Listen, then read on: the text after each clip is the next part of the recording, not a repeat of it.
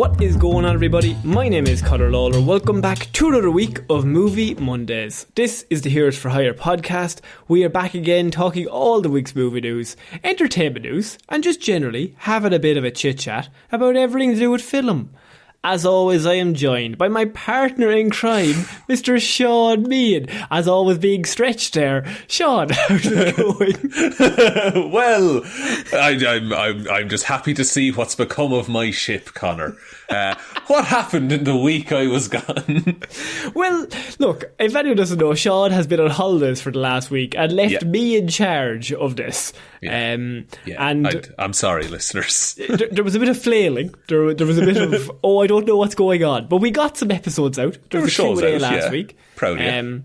And we got a Tim Drake Hero Zero as well. So, little Timmy. But thankfully you are back, because there was a show I wanted to talk about last week. Of course, you were away. And so I decided this week, what we could do is a bit of a special thing that we've done for most of the Disney Plus series. And that is that normally we wait for the first 2 episodes to come out for Falcon and Winter Soldier, or we did it for as well. Loki. Do you remember any other series? I think we did it for those ones, and then what was the one that came out and we were like, oh yeah, we didn't do it for Hawkeye because we were both like, it's fucking Hawkeye. Who cares? I've seen Hawkeye, it's fine. It's fine, D'Onofrio's in it. But because Moon Knight, the trailers looked so cool, so interesting, and Shaun, I know you love this character. Big Moon Knight fan. So I felt like we should definitely do this for the Patreon. And how it works is we'll put the first 2 episode reviews up here, and then episode 3 and 4 and 5 and 6, those reviews will go over to our Patreon. All you have to do is just subscribe over there, and you'll get the extra content and all that jazz. Yeah, so you'll get the episode reviews as well as your weekly Movie Mondays. That will regularly come out. So it's just extra content, Shaun. Just extra. Content. Head on over there, link in the description below. We also have a website. Here's Fryer.ie. Here's Fryer.ie/shop if you want some merch. Okay, I'm done. I'm back like 5 minutes.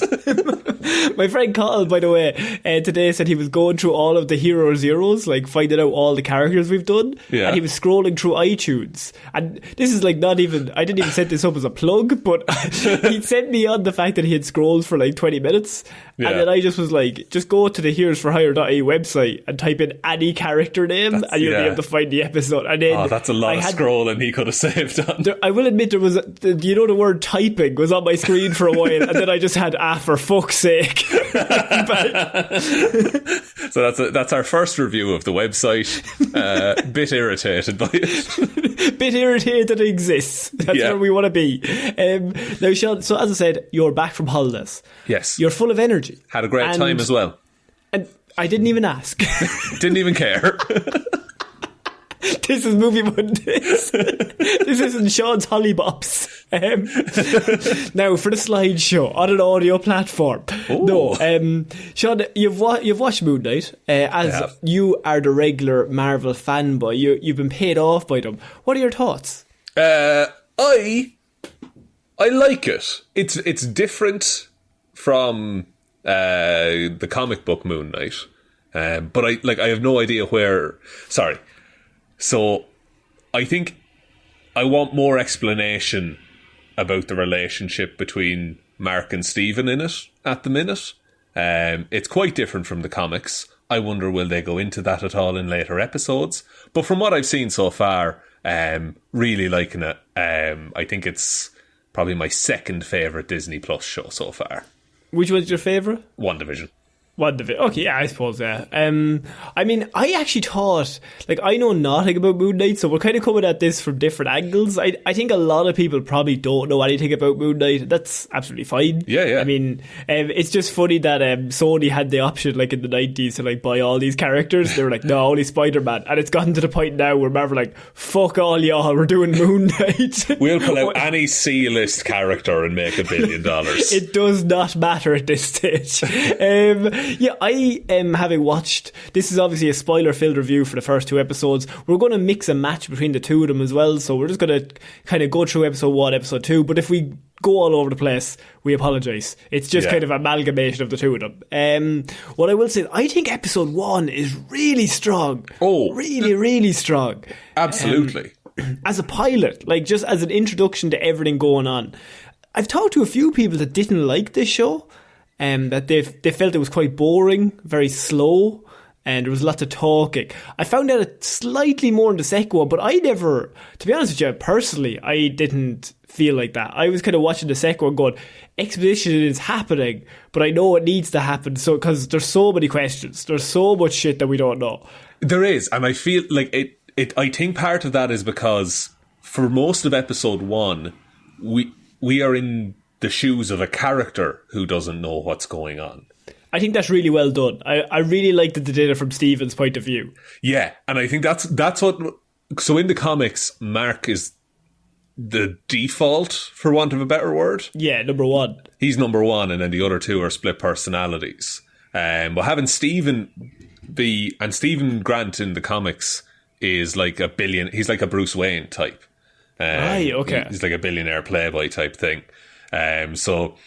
I kind of like what they did, that Stephen is the fish out of water and we see all of this happen through Stephen's eyes, and we just see how much of a toll all the Moon Knight stuff takes on just his regular life.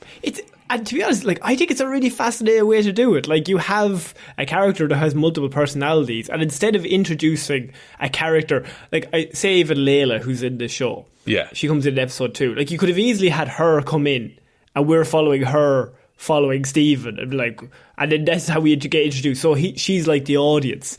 But It's a really strange idea to have the guy who's causing the mayhem also be the audience. So we're like catching up with himself while he commits all of the stuff. It's like a Jekyll and Hyde type thing.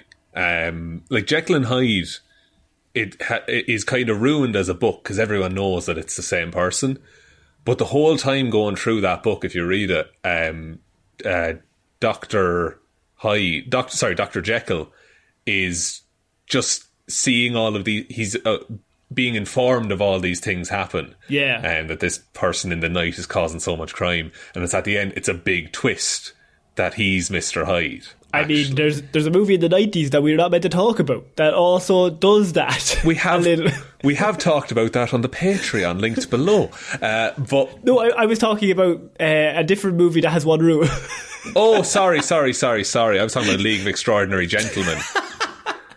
No, I'm thinking not that movie. That, of course, that extraordinary movie shot. I mean, I think that's the greatest movie ever made. It's the greatest story ever told. The Bible. But yeah, of course, like the Fight Club, we've seen this a lot of times, that you have something happening and the characters fighting out as it goes along. Not to ruin Fight Club, but I just really love the fact that we never see Moon Knight, and I really wanted that, like for the first 40 minutes of the episode. I'm like, don't show us, just keep letting fucked up shit happen. And when there's the bit where we're Ethan Hawke in the town, and he freaks out and he comes back and everyone's covered in blood and his hands are covered in blood, and it's just like, what the fuck? I was like, that's perfect. I don't want to see a thing. I just want to see folks. And then at the very last scene in the episode, introduce him. Do the Godzilla where you only see him for 4 seconds, but that's what makes it cool. Yeah, and to fast forward a bit, that last scene of episode 1 where the Jackal is chasing him into the bathroom, and you have Oscar Isaac, who kills it in this show, by the way. I don't know Oscar Isaac is good. Don't even know that man can act. He's in my favourite movie of last year, Dune. Dune. But he's just like, give me control. He gives him control, and then the next shot like comes in around the corner. Yeah. And you just see Moon Knight pummeling this thing. And we had seen that in the trailer, so like I understood what was happening, but I say that once you even see it, I'm like, that suit looks amazing. It just looks really cool. There's the bit in the second one that I really liked his acting is when he looks up at the camera in the CCTV, and it's only a really small thing, but he's Mark, and it's a completely different facial structure than he has the rest of the time. Oh yeah, he carries himself different. Like and he walks in and I'm like, oh, that's Mark. in the camera. Yeah, that's not Stephen. No, that's not bumbling Stephen Grant that we're watching. Yeah. That's badass Mark Spector. And like they do have to do the thing where it's like, oh, Stephen, he's down on his luck. Nobody knows his name. Oh, he's a bit of a dweeb. Oh, what a nerd. I'm like, he looks like Oscar Isaac. It's tough to imagine. How do you feel about the British accent that he does? Also, did I hear they never went to England? Yes, that museum. I think they might have like a B unit camera in England getting like B-roll. But I think that museum that he works in is in like Copenhagen or something like that. Disney have gone too far. Yeah. I mean, they've gone too far. Just go there. Just fly them all out. You're rich enough. That's true, but they're just hopping around and getting all the like filming grants in every location. The British accent, Shaun, I mean, I think it's fine.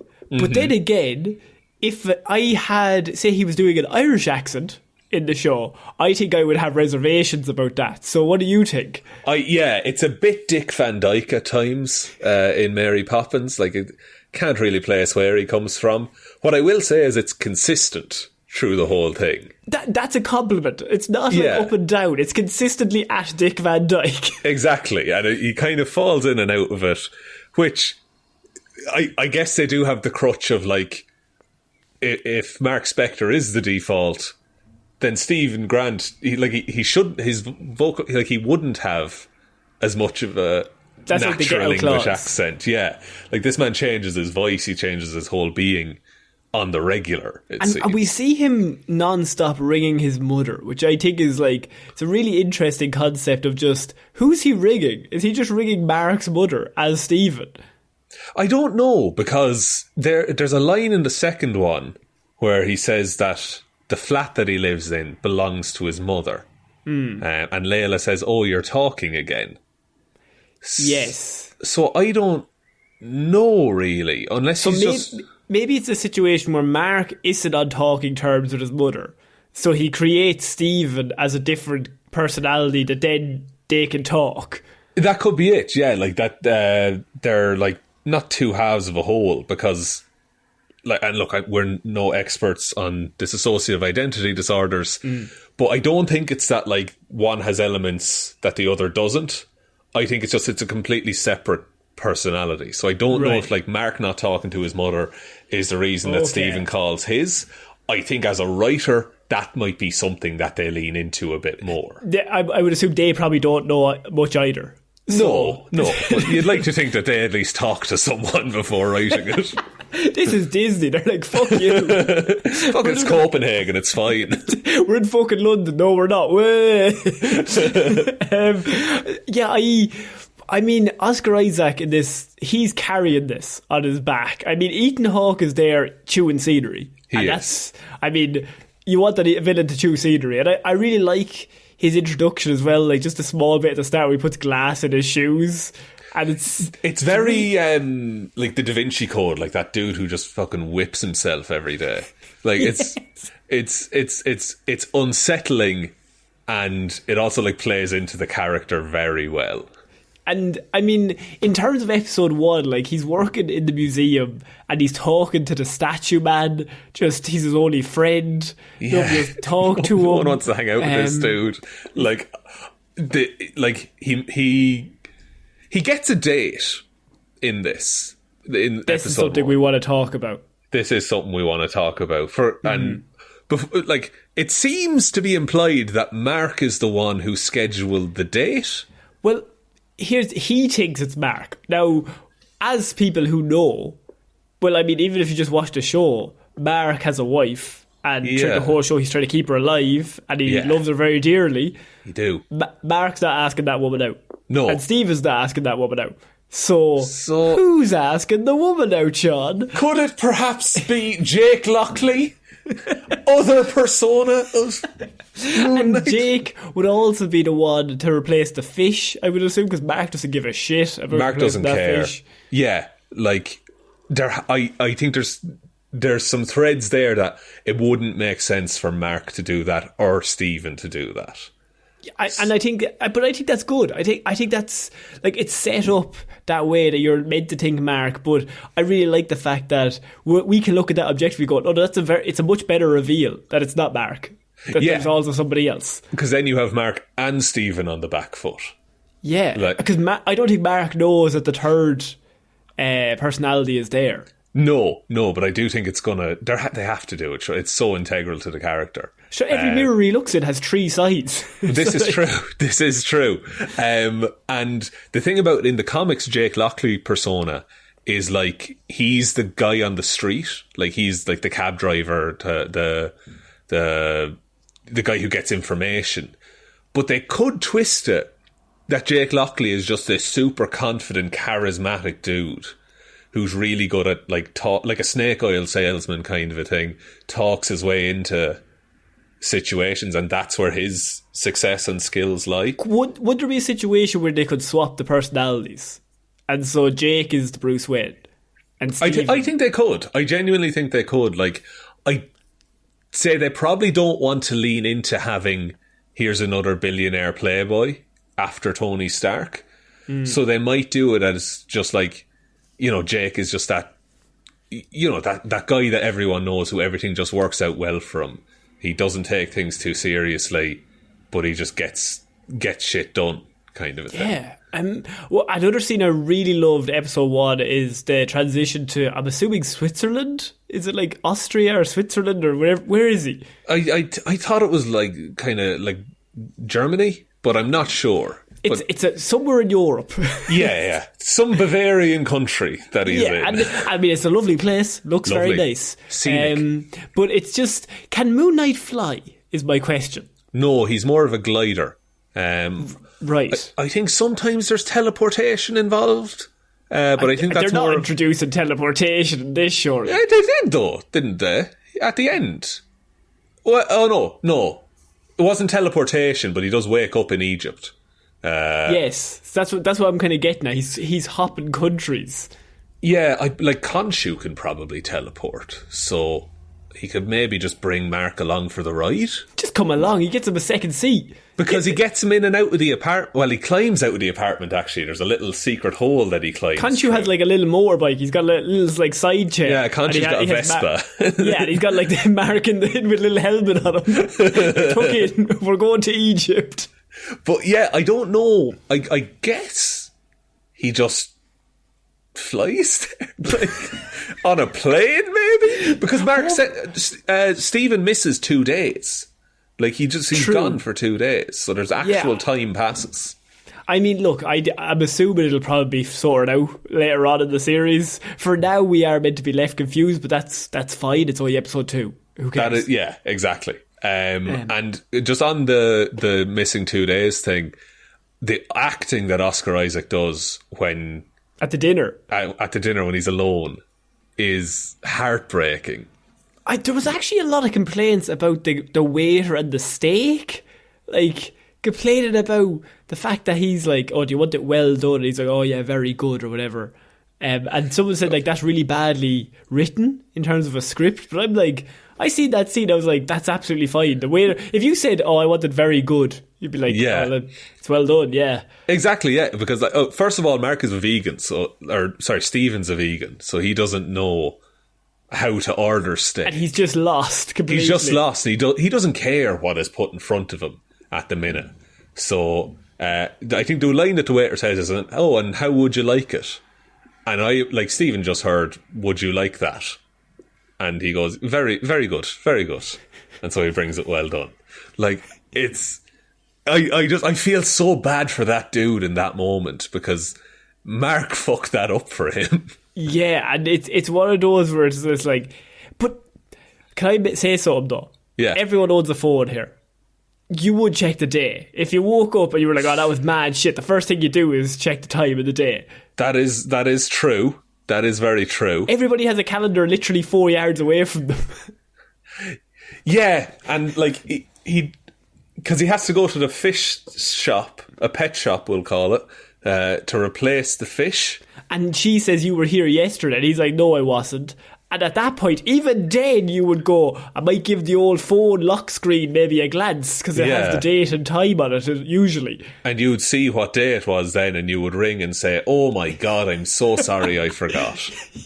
Something along... That was the only moment where I was like, there's no way he's getting to dinner without checking his phone once. Yeah, or like even while he's waiting for her to arrive, he'd be checking... He'd be checking the phone. Yeah. Look, the situation that got us there, not great. But the acting at the table, excellent. I mean, but that's what we're allowed to say things that are clearly a bit weird, but they're getting to the next point. We want to get him to that dinner to have that moment where he's real sad. See, we just want to see him sad. It's like when Loki sang that song in Loki.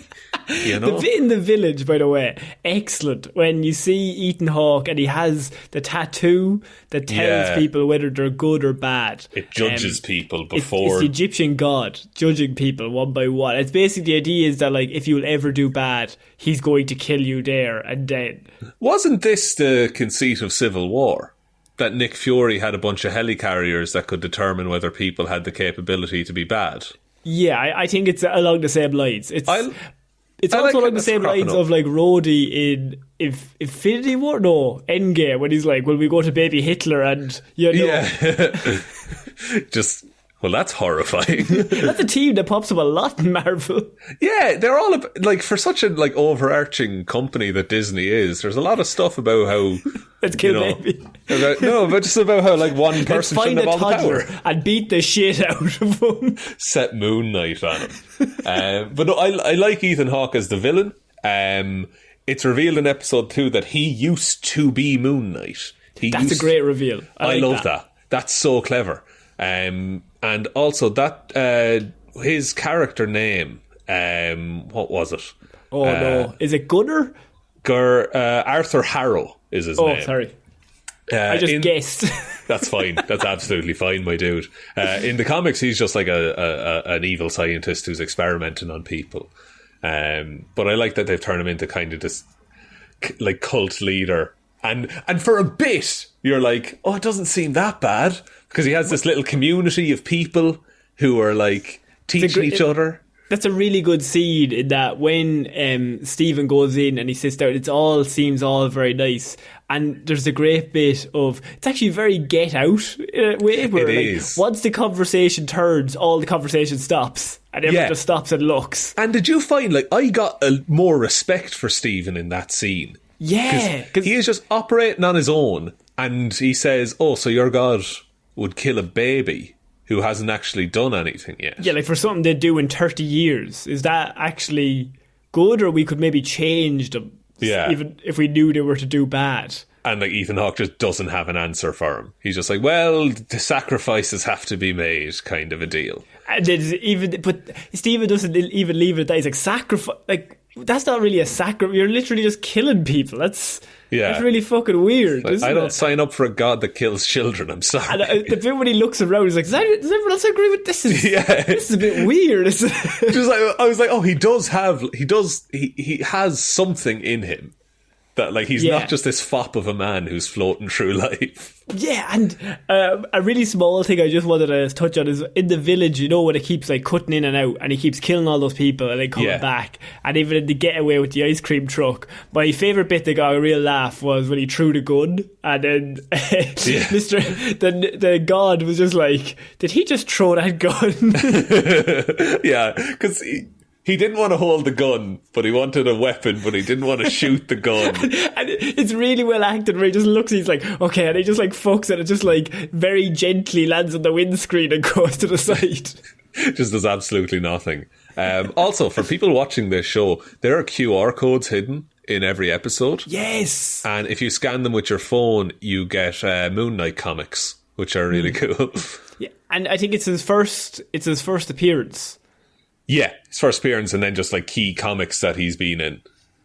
that's just a really fun thing they could throw into every comic book thing. Yeah, you know, because like how many QR codes are in everyone's life all the time? It's weirder if they're not in the movie. And also, if you were 14 and super into comic books, that's the coolest shit you've ever seen.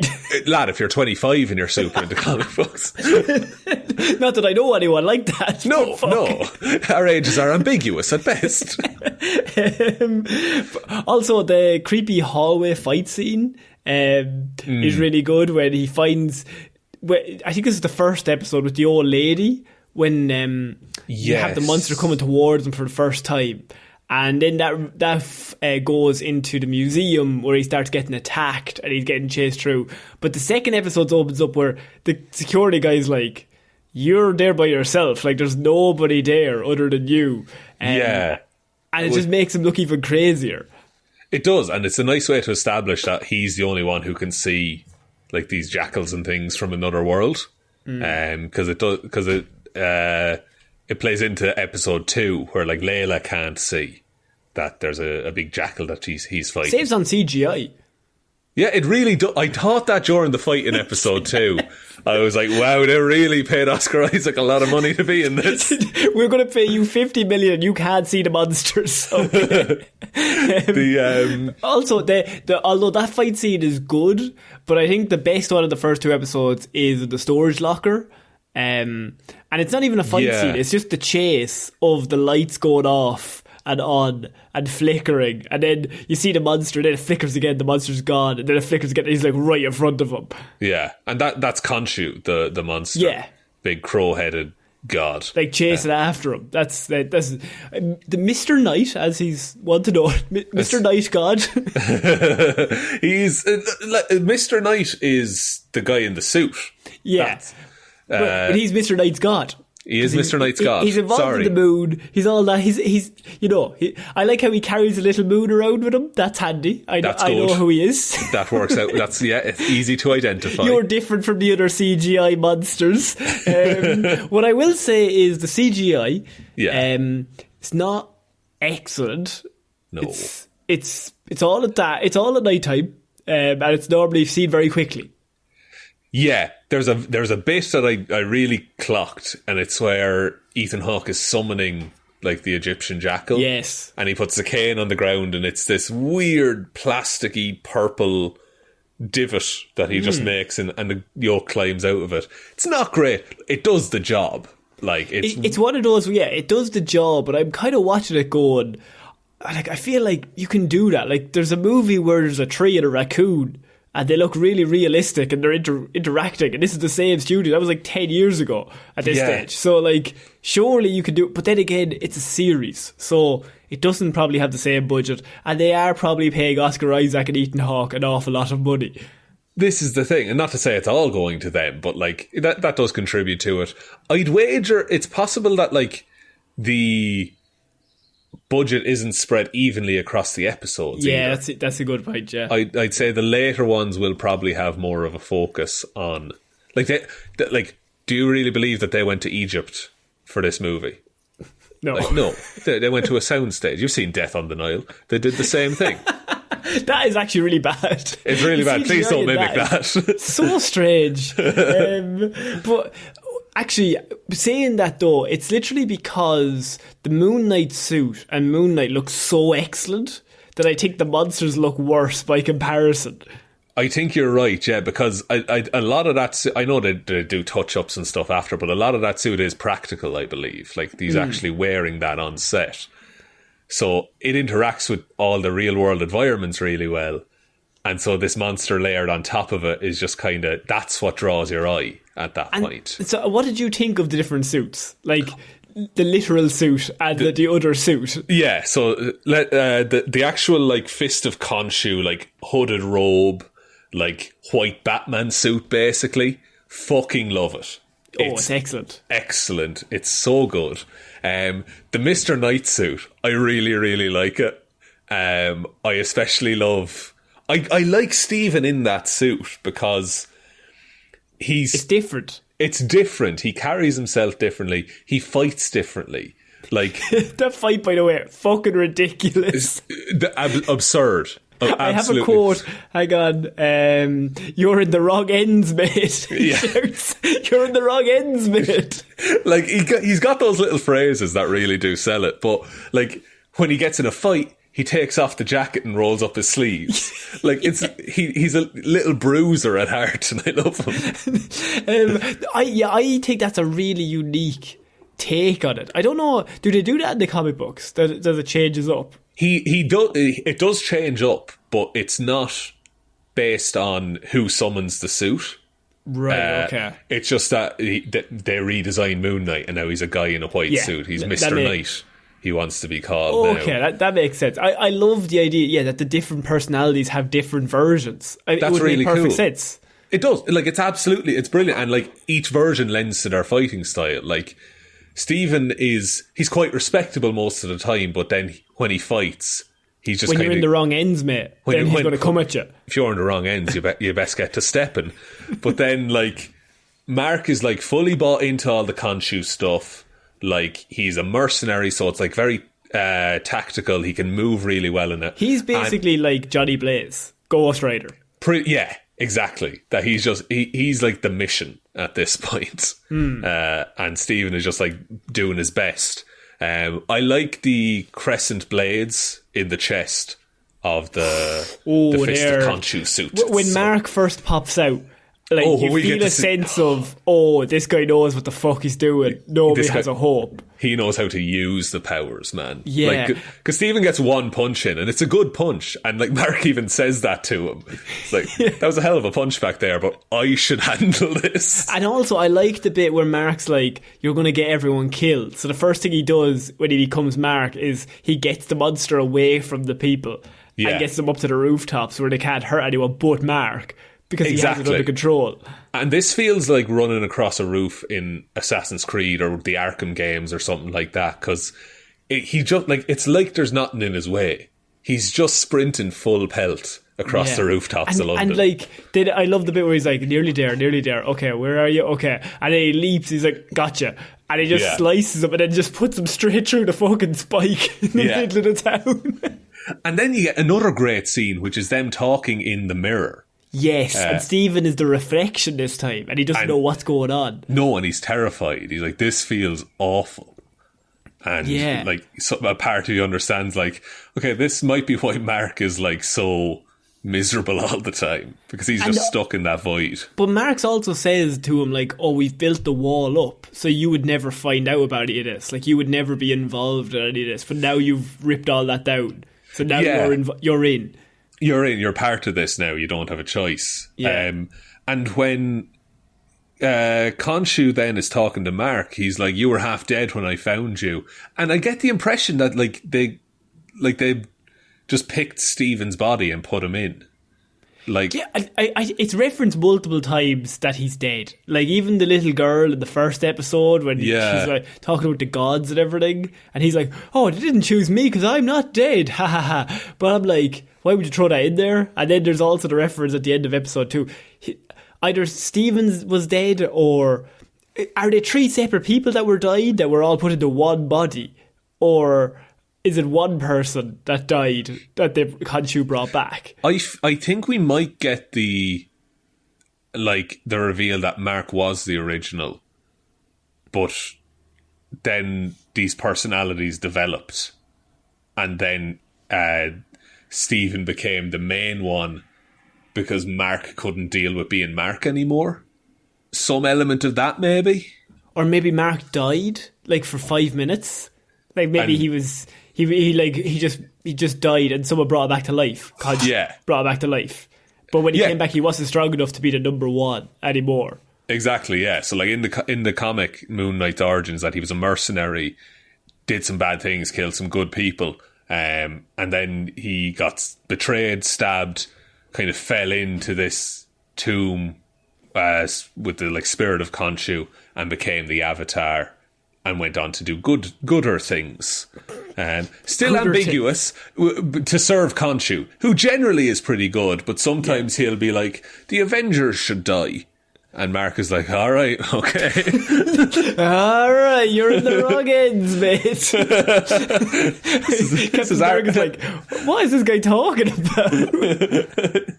So like there's some of that, but he's generally he's an anti-hero. Like that's who he is. Yeah, and I like the idea that like it is referenced. Once again, it's another question. It's episode 2. I think this could really stick the landing. I don't know. Like there's a few of these shows that definitely didn't. Falcon I know Winter after Soldier. episode 2 of Falcon Winter Soldier, we were very positive because we're like, they got 4 episodes left. So much time. How can you fuck it up? How can you make villains that we don't give a shit about? But episode 3 and 4 was what had let them down. So I'm interested to see how the next 2 go, because this one is really set up that you could go batshit crazy with this. Yeah, this one feels like how kind of WandaVision touched on multiverse and like what's Nexus stuff, and then Loki touched on multiverse and Nexus stuff. Moon Knight feels like you could go into that more mad, like mythical side, like with your Blade and stuff like that, where you get the vampires. Moon Knight could be a real nice way to explore all the ancient Egypt stuff. And unlock that door a little bit. And apparently they were starting off doing this thinking it would interact with the rest of the universe. Like they would include references to other things. Does this happen before the blip, after the blip, all that shit. But then as the show was progressing, or when they were working on it, they realised they wanted it more as a standalone. And so they just really got rid of most of those references so that it would just be its own thing, rather than kind of referencing where it is in the timeline, whether it's to 2024 or whether it's 2018. Yeah, I like that. I like that they're just make a good show. You know, don't be held up by, and it has to connect to this element of this. Like, because I'd imagine there'd be some reference to Eternals, being that it's in London. But like now they can just leave all that out and just focus on telling a good Moon Knight story. No, I think we should bring in Sprite. You just want a child to get hit in the back of the head again. I want Sprite to come in and Moon Knight to kick the fucking shit out of her. Well, Sprite's just like human now as well. So. Yeah, exactly. I want Sprite going to school. And I want Mark to drop down and beat the shit out of her. You could do, like in future...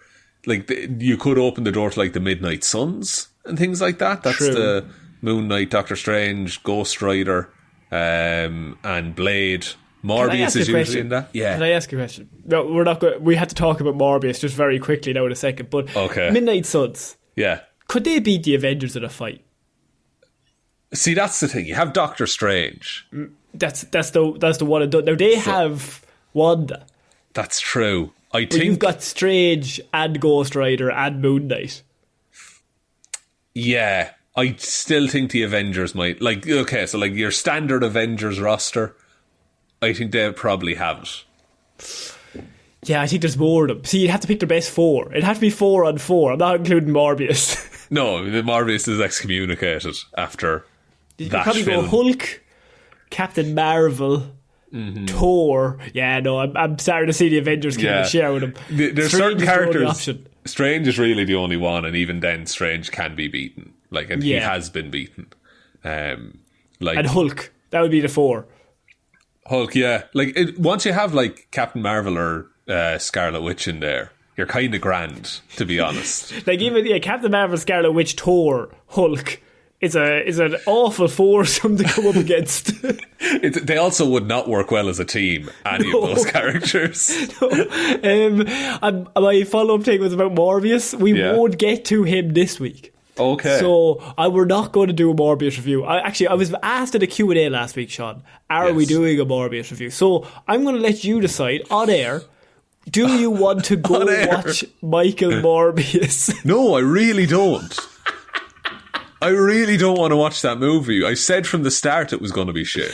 I don't want Jared to have our money. No, I don't want to give that man a cumulative 20 quid between us. Like, he doesn't deserve it. Stop hiring him to make movies. He's bad. I know this... I know this is a review of a show that he's not involved in, but we're not going to get to the fact that he had to be brought to the bathroom in a wheelchair because He was using the crutches. We said shit like that would happen, man. We really called it.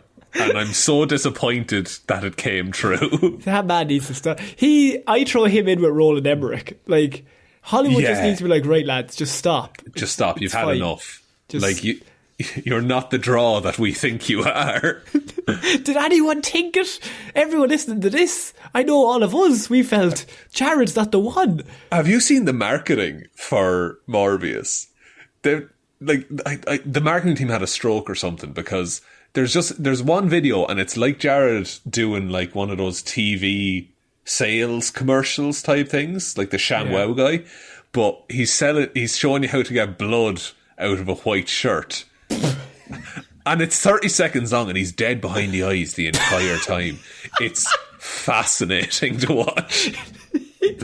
Look, I don't want to get into legal troubles, but I feel someone maybe needs to have a look at him. Maybe. A bit of an investigation. And even at that stage, if we're not going to go legality route, maybe just look at him as a human and go, lad, just come on. Reel it in. You were in a wheelchair for no reason, Jared. Just Mads Mikkelsen said during the week, not specifically about this, but it's also not about this. Yeah. He was like, I don't get method act. What if you method act and you're in a bad movie? Does that make you a bad person? You're meant to method act and win an Oscar, but what happens if you're in some shit? Then you're just a dickhead for no reason. Yeah, and just that's there forever. It's like, no, just be a fucking actor. To bring it back, Shaun, do you think Oscar Isaac was a dickhead on this set? I'd say he was a lovely man to work with, Connor. I just can't get the sense that he would not be just lovely. No, I feel he's the type of guy to like turn up with baked goods in the mornings. It's like, hey guys, I found this on the way. Oh, fuck. Him and John Boyega, best friends. He brought John in. If John Boyega pops up in this, that'd be amazing. To just pop up and just give a thumbs up. Yeah. Yeah, well done. Chewie's dead. He's alive on that ship. Look, actually I was going to bring up, what did you think of the wife in this? So like introducing Mark's wife, and now she's involved to kind of progress the plot in that way, like bringing the scarab around. It's I think it's interesting because it's a character, because now Stephen knows that Mark is like another side of him. There's less confusion in that relationship. Yeah. And there's going to start to be things being explained. And so now it can also be explained to the audience by way of Layla as like she will be the person who gets that explained to in the show.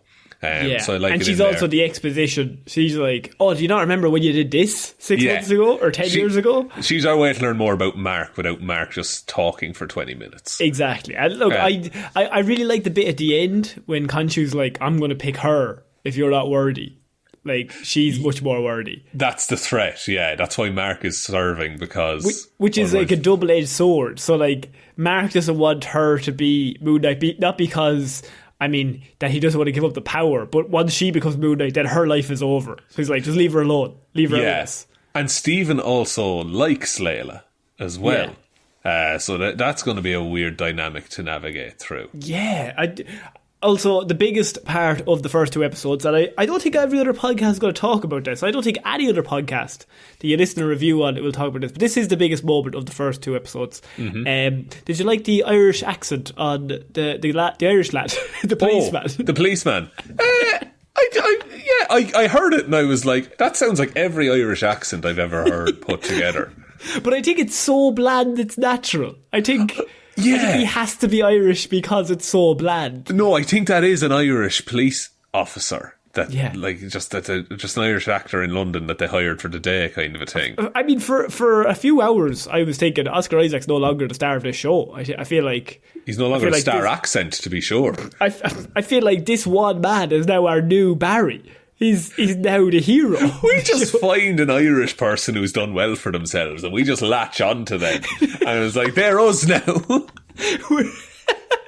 Because we will never have talent. So No. we're like, right, we do this show. Find someone with talent and we'll just drag onto them. Go on. We did it for Colin Farrell for about 20 years. We did. We were riding high for a while. Colin. Brendan Gleeson's been carrying Ireland on his back And for decades. when Donald got cast in Star Wars, I mean, That's the great. place shut down for weeks on the drink. On Yeah, the 2 drink. summers. Actually, when I was on holiday, I was in a restaurant and I was chatting, and there was this lovely Canadian couple beside us, and we were just chatting for a bit, and they said to me something that's been said to me by you and in every job I've ever had. Yeah. There's like, sorry, you sound like the guy from the IT crowd. Chris O'Dowd. Chris O'Dowd. Yeah. I've heard that so much, and I'm like, you're not the first person to say The way it to you me. just said so much, by the way, is very Chris O'Dowd. Damn it, Chris. He's the more successful voice of us. Here's the thing, though. If Chris took a holiday, you could come in and do like insurance ads. Just like for Oh, interesting. So people are still listening going, oh, Chris O'Dowd's on the TV a whole bunch. Like, he's still getting that promotion. You're getting the paycheck under the table. That, like, it's not Chris O'Dowd, but he gets to take the day off. I mean, that is true. Holy shit. Oh, I'm going to send my voice reel to Chris O'Dowd and just see what happens. You need a voice. When did I send myself this voicemail? God, we must have been pissed. That's another Irish person that did well. Well done, Chris. Another Irish person in the MCU. The one policeman, yes. Oh no, Chris O'Dowd. Chris O'Dowd. He's in Thor. He's in Thor: The Dark World. Yeah. Now, there you go. No, just when you thought Barry was the only one. Everyone walked out with Thor: The Dark World in Dublin was like, now, that was shite, but did everyone see Chris? Didn't Chris do very well? We'll all go over to the house now tomorrow. We'll tell him he did well. We'll bring sandwiches. So, Shaun, I think that brings an end to our review of Moon Knight. I don't know if we've talked about Moon Knight for about 4 minutes. No, that's true. It was largely about Irish accents. But I really like these first 2 episodes. Like, it's a show I'm looking forward to. Towards the end of Falcon and the Winter Soldier, for example, I was like, oh, okay, I have to watch this now. Yeah, I'm the same. Yeah, but I'm really excited for the next Moon Knight episode to come out. Were you an Egypt kid, by the way? Did you have an Egypt phase where you just loved Egypt? There's an Egyptology book that everyone I'll be honest with you, I've never been asked that question before. Have you not? No. Really? I mean, does it count as being an Egypt kid as if you were into Yu-Gi-Oh? That helps. Yeah, that's the gateway. I will say I was started on the gateway and I just stopped. Okay. So you're just like guarding that gateway. I was like, once I have Ra as my attacking card, then I am done. The winged dragon of. The winged dragon of Ra, of course. A good red lad is what he is. No, that's right. No, I went through a phase where I was just fascinated by Egypt. I couldn't believe it existed. Have you ever been to Egypt? No, not once. We're starting a GoFundMe next week for Put Shaun in a coffin. To be honest, he's had enough fucking holidays. We're going to get him again. I'll never go on holiday again. I'm sorry. Don't never leave me. Come with me next time, bud. That's true. I'm bringing Connor instead. Sorry. 2 tickets to the theatre. And dancing afterwards. Look, I really like the first 2 episodes. I think they're really good. I really hope it doesn't drop the ball, but I think it's going to be. I'm excited for the next one, which is, as I said, once I got to like episode 4 or 5 of Falcon, Winter Soldier, not so much. Loki, I think episode 3 was a bit weak as well, if I remember. But I know Loki picked up near the end. But was that the one on the train? Episode 3. I think, yeah, it was train episode 3. 4 was the one that the planet was like exploding around them. Loki was like a bit of a dip in the middle and then picked up near the end once all the multiverse started getting involved. I'm interested to see how this goes, just in terms of episode 3 and 4. Can they keep the momentum going? Can they keep this rolling? Yeah, and it feels like they're doing it. Like the way the episodes end, kind of, they're already moving towards the next step of the plan, kind of a thing. So I'm hopeful. But I think that's it for this week's Movie Monday, Shaun. As I said, we will be releasing our episode 3 and 4 review and 5 and 6 review over on the Patreon. So subscribe now so you don't miss that. And you also get an extra movie review every single month. We've got a whole host of movie reviews already over there. What was the last movie we reviewed, Shaun? It was X-Men 3, The Last Stand. The Last Stand. I think it was the last. It was the last, but well, there was some after that. There was about 7 after, but it was the last until that point. There was also, we had Batman Beyond, Return of the Joker, which we covered. We've covered Batman Returns. Been very Batman heavy this year because the Batman was coming out. Because we were hyped for the Batman, yeah. And yeah, we've got a whole host of like the Mummy. We've got like so many Marvel movies, Spider-Mans. Yeah, and Spider-Man 3, I think, was an early one we did. And that was really good as well. Have a look, have a listen, have a check out, see if it's something you'd like. We would appreciate the support. Would you like me to take us out, Connor? Yes, please. So, thanks everyone for listening to this episode of Movie Mondays. We will be back on Wednesday with Weird News Wednesday, Friday with Hero or Zero, and next Monday with another episode of Movie Mondays. And big thanks to everyone over on our Patreon who supports the show every single month. We really, really appreciate it. So shout outs go to Waffles, Professional Ghost Killer, Ciara Lawler, David Clarke, Ed Ball, Joe Burney, Róisín the Wife Palmer, Ryan Right Time Evanson, Shaun Grow Your Mo for a Bro Jamieson, Dominic, Jessiah Florida Gal Green, Anna Hjelmroos, Lil Dicky, The Lads Turned Their Stories into Motion Pictures and Made Millions, McGrew, Danny McLaughlin, Ray, I Can't Believe Wanda Did This, Sammy DeLucia, and Michelle Brown. Thank you all for the continued support. You're all amazing. Hope you enjoy all of the content that we put up on the Patreon. If there's any ideas for stuff you'd like to see, do send us a message however you want. Other ways to support the show then, as briefly mentioned at the start, we do have a website, heroesforhire.ie. You can go there to access all the episodes. There was a bit of an issue with Spotify with some of the episodes during the week, but you should be able to always access the episodes through the website. So that's a nice little backbone to kind of fall back on. There's also heroesforhire.ie/shop. That's where you can get t-shirts and hoodies and all that good stuff. Twitter then, we're at Heroes for Hire Pod, the 4 is the number 4. Facebook is Detective Divilment's discussion group. Instagram is Heroes for Hire Podcast. And the best way to ever support the show is to just tell one human being that we exist. Just a one, please. And I think that's about it, Connor. I think so. Big glad to have you back, Shaun. Good to be back, Connor. Yeah, thanks for holding down the fort. So I've been Connor Lawler. I've been Shaun Neal. I shall see you all next week, guys. Bye. Bye.